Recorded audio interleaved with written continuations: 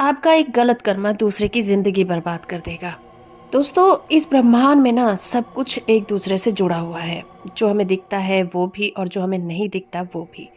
आपके सभी अच्छे बुरे सही गलत कर्मों की जो एनर्जी है वो एक वाइब्रेशन पैदा करती है। और उस वाइब्रेशन के सारे एटम इस यूनिवर्स के एटम से मिल जाते हैं।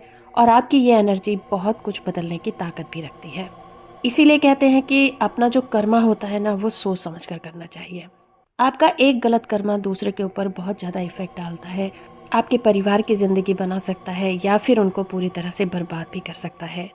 आपके एक कर्मा से आपके साथ जुड़े हुए सभी लोग अफेक्ट होते हैं। कर्मा से दोस्तों कोई नहीं बच पाता, ये बहुत ही कड़वा सच है। आपके कर्म आपका फ्यूचर बनाते हैं, क्योंकि कर्म हमेशा लौट कर आते हैं। आज जो आप कर रहे हो वो आपके पास लौट कर जरूर आएगा। और ये जो साइकिल है वो इसी तरह से चलती रहती है। श्री कृष्ण कहते हैं कि जो हमारा शरीर है वो नाश्वर है, वो कभी ना कभी ख़त्म हो जाता है, लेकिन हमारी आत्मा जो है वो अमर है और बार बार वो जन्म लेती है। और जन्म भी हमारे कर्मा की वजह से लेती है। दोस्तों, जो हमारे संचित कर्मा होते हैं, यानी कि जो हमने अपनी पास्ट लाइफ में जो भी कर्मा इकट्ठे किए हैं, स्पिरिचुअलिटी कहती है कि जो हमारे संचित कर्मा होते हैं, अगर हमने उनका हिसाब किताब अपने उस जन्म में पूरा नहीं किया है तो उस कर्मा का हिसाब पूरा करने के लिए हमें दोबारा जन्म लेना पड़ता है। कई बार कुछ निर्दोष लोग होते हैं जिनके साथ कुछ लोग बुरा करते हैं और वो शिकायत करते हैं कि मैंने तो इस इंसान के साथ कभी गलत नहीं किया, फिर मेरे साथ इतना गलत क्यों हो रहा है। कई बार ये गलत करने वाले आपके घर परिवार के मेंबर ही होते हैं। और जब गलत करने वाले हमारे परिवार के मेंबर होते हैं तो आपको ये भी ज़रूर पता होता है कि आपने कब इनके साथ सही या गलत किया था। और अगर आपने इस लाइफ टाइम में उनके साथ गलत नहीं किया तब भी वो आपके साथ गलत करते हैं, तो ये आपका संचित कर्मा है जो कहीं ना कहीं पूरा होना रह गया था, जो जो इस जन्म में लौटकर आपके पास आया है। इस एक्सपीरियंस से आपको सीखना होगा कि जब कर्मा लौट कर आता है तो कितनी तकलीफ देता है। ऐसे टाइम में जब आपके साथ कुछ ऐसे लोग गलत करते हैं जिनका आपने आपके अकॉर्डिंग कभी भी गलत नहीं किया, तो आपको उस कर्मा के इफेक्ट को कम करने के लिए अपने आप को डिफेंड करना चाहिए, ना कि अपना कर्मा खराब करना चाहिए। कर्मा खराब करने का मतलब ये है कि अगर सामने वाला व्यक्ति आपके साथ बुरा करता है तो आप अपने आप को डिफेंड करिए, ना कि आप भी उसी तरह की हरकतें करके अपना कर्मा खराब करें। क्योंकि सामने वाले व्यक्ति ने तो अपना कर्मा खराब किया और ये कर्मा उसके पास कभी न कभी लौट कर जरूर आएगा। इसके लिए आप निश्चिंत रहिए, क्योंकि अगर आज आपने किसी दूसरे के प्रभाव में आकर अपना कर्मा खराब किया तो वही आपका फ्यूचर बन जाएगा। फ्यूचर में फिर वही कर्मा आप तक वापस लौट कर आएगा।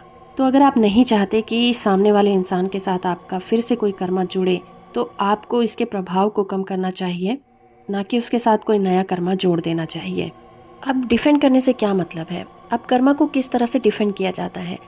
आप सपोज किसी के एक इंसान आपको लगातार गाली दे रहा है। अब ऐसे में आप दो काम कर सकते हैं, या तो बदले में आप उसे उल्टा गाली दें, या फिर दूसरा काम ये कर सकते हैं कि आप जो काम कर रहे थे उसे कंटिन्यू रखें और उसकी तरफ बिल्कुल भी ध्यान ना दें। अगर आपने किसी बुरे इंसान के कर्मा की तरफ ध्यान देकर उस पर रिएक्ट किया तो उसी वक्त आप उसके कर्मा से जुड़ जाएंगे। अगर आप कर्मा के कॉन्सेप्ट को समझते हैं तो ये आप बहुत ही आसानी से कर पाएंगे, क्योंकि किसी भी इंसान के लिए बहुत मुश्किल होता है उन सिचुएशन में शांत रहना जब उनके साथ कोई इंसान बुरा कर रहा हो। दोस्तों, इंग्लिश का एक बहुत ही फेमस कोट है, pain is inevitable, suffering is optional. जब आपको कोई दर्द दिया जाता है तो दर्द तो होगा, चाहे वो फिजिकल पेन हो या फिर मेंटल, लेकिन जो सफरिंग होती है ना उस दर्द की, वो हमेशा ही ऑप्शनल होती है। ये पूरी तरह से आप पर डिपेंड करता है कि आप उस दर्द में ड्रैग होना चाहते हैं या फिर उस दर्द से निकलना चाहते हैं। जब आप ये सोचते हैं कि आपके साथ इतना बुरा क्यों हो रहा है, फला इंसान आपके साथ गलत क्यों कर रहा है, आप ही के साथ ऐसा क्यों होता है, आपने तो किसी का कुछ नहीं बिगाड़ा, तो आप उस सिचुएशन में हैं जहां आप उस दर्द को सफ़र कर रहे हैं, जहां आप उस दर्द को महसूस कर रहे हैं और उसे बाहर नहीं निकल पा रहे। लेकिन जब आप ये सोचते हैं कि आपके साथ जो हुआ वो क्यों हुआ और इन फ्यूचर इस तरह की सिचुएशन में आप कभी नहीं पड़ेंगे, क्योंकि जो आज आपके साथ हो रहा है आप उससे कुछ सीख रहे हैं, तब आप उस दर्द से निकलने का रास्ता भी ढूंढ लेते हैं। तो दोस्तों, लाइफ है तो दर्द भी होगा। डिसाइड आपको करना है कि इस दर्द को आप सहते रहेंगे या फिर ये दर्द आगे ना हो उससे निकलने के रास्ते ढूंढेंगे। इसे और अच्छे से समझते हैं एक एग्जाम्पल के जरिए से। मान लीजिए एक फैमिली है जहाँ पर 4 लोग रहते हैं। एक हस्बैंड वाइफ और उनके 2 बच्चे। वहाँ पर सिर्फ एक ही मेंबर है जो कमाता है। अब अचानक एक दिन हस्बैंड की डेथ हो जाती है, जो कि एक इकलौता ही मेंबर था जो कमाता था। अब फैमिली के अर्निंग पर्सन की डेथ होने के बाद फैमिली के पास 2 तरह की सिचुएशन हो सकती हैं। उनकी पहली सिचुएशन तो ये हो सकती है कि वो उस व्यक्ति के चले जाने का दुख मनाते रहें, क्योंकि वो इकलौता ऐसा मेंबर था जो कमा के लाता था, जिसकी वजह से उनका गुजारा चलता था। तो जो बाकी की फैमिली है वो उस व्यक्ति के जाने के गम में दिन रात रोते रहते हैं, और जो उनकी फाइनेंशियल सिचुएशन है वो बद से बदतर होने लग जाती है, जिसकी वजह से एक दिन ऐसा भी आएगा कि उनके पास खाने के लिए कुछ नहीं रहेगा। और ऐसे भी दिन आ सकते हैं कि जो उनके पास फाइनेंशियल सपोर्ट है, लाइक उनकी ज्वेलरी हो सकती है, उनका घर हो सकता है, वो भी बिकने की कगार पे आ जाएं, क्योंकि वो तो पूरी तरह से गम में डूबे हुए हैं कि उनका जो कमाऊ पर्सन था वो उनकी लाइफ से चला गया है। तो आप समझिए, इसे कहते हैं सफरिंग। तो अगर लाइफ है तो दर्द तो आएगा। जब तक हम जिंदा हैं हमें अपनी लाइफ में कभी खुशी कभी गम जैसी सिचुएशन को हैंडल करना पड़ेगा। वो पूरी तरह से हमारे ऊपर है कि हम उसको कैसे टैकल करते हैं। अब उस फैमिली के पास एक दूसरा ऑप्शन भी है। उस पर्सन के जाने का दुख तो कोई कम नहीं कर सकता, ना ही उसकी कोई जगह ले सकता है। अब बाकी के जो 3 मेंबर हैं वो ये सोचते हैं कि जाने वाला तो चला गया, क्योंकि हम पूरी तरह से उसके ऊपर डिपेंडेंट थे, और अब वो इस दुनिया में नहीं है तो हमें आगे क्या करना होगा, हमें अपनी अर्निंग्स कैसे बनानी होंगी। वो इंसान जब तक जिंदा था हमें काम करने की कभी भी ज़रूरत नहीं पड़ी। उसने हमें सारी सुख सुविधाएं दी, उसने हमेशा हमारा ख्याल रखा। लेकिन अब उसके जाने के बाद हमें अपनी जीविका कैसे चलानी है।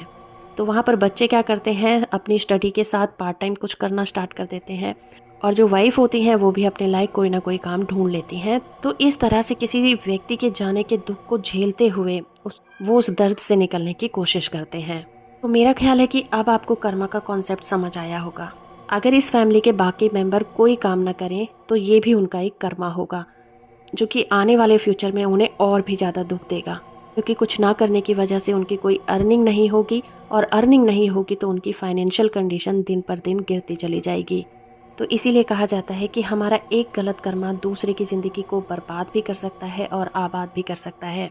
अगर फैमिली का कोई भी एक मेंबर किसी का मर्डर कर दे या चोरी कर ले, तो उसका इफ़ेक्ट जाहिर सी बात है कि उसकी फैमिली पर भी आएगा। तो मेरा ख्याल है कि हर इंसान को अपने हर एक काम के लिए अवेयर रहना चाहिए। मोस्ट ऑफ द टाइम अगर हमारे हैंड से किसी का कुछ गलत होता हो और हमारा काम बनता हो, तो हमें उसके रिजल्ट के बारे में भी ज़रूर सोचना चाहिए कि इसका इफ़ेक्ट क्या हो सकता है। हो सकता है कि उसका इफ़ेक्ट मुझ पर ना आए, मेरे बच्चों पर आ जाए या फिर मेरी फैमिली पर आ जाए। तो कर्मा के कॉन्सेप्ट को हमेशा ध्यान में रखना चाहिए। चाहे आप कर्मा को समझें या फिर ना समझें, कर्मा हमेशा लौट कर आता है, और अपने अपने कर्मों का हिसाब हर इंसान को देना पड़ता है। उम्मीद करती हूँ ये वीडियो आपको पसंद आया होगा। कर्मा के ऊपर मैं आगे भी ऐसी वीडियो लेकर आती रहूँगी। अगर आपको ये वीडियो अच्छी लगी है तो कमेंट करके मुझे ज़रूर बताइए, मुझे भी मोटिवेशन मिलता है। और आप किस टॉपिक पर वीडियो देखना चाहते हैं उसके बारे में भी मुझे बता सकते हैं। और वीडियो को लाइक और शेयर करना बिल्कुल मत भूलिएगा।